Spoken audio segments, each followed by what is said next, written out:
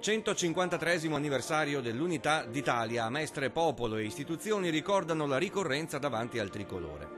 A pochi chilometri di distanza, a Cittadella nel Padovano, il cartello stradale rivendica l'appartenenza del territorio comunale al Veneto. La musica di attesa telefonica del centralino del municipio alla Padania. Siete in linea con il comune di Cittadella. Il primo cittadino Giuseppe Pan, Lega Nord, adotta orgoglioso la fascia di sindaco veneto, colore rosso scuro con bordi gialli. Il prefetto lo sa?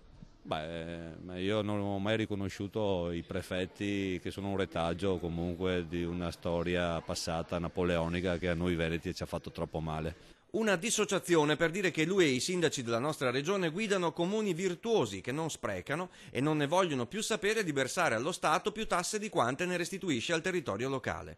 Basta vessazioni da Roma, dice il sindaco.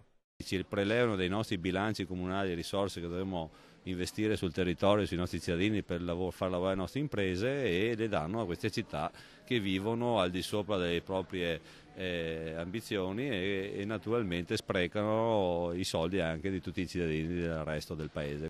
E allora Pan metterà la fascia tricolore solo in poche occasioni. Va in visita al banchetto del referendum per il Veneto indipendente, gli attivisti gongolano, siamo arrivati, dicono, a 550.000 espressioni di voto favorevoli all'autonomia della nostra regione.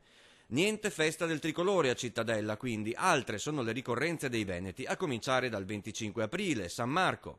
Ricordo il 1° marzo, che è il capo dell'anno per noi veneti, quindi inizia il nostro capodanno, e magari ricordare qualche battaglia della Repubblica, come quella di Lepanto, in cui se siamo qui e siamo cristiani, abbiamo un Occidente che conosciamo, una civiltà, la dobbiamo a quella battaglia in cui i nostri avi hanno fermato i turchi e i musulmani.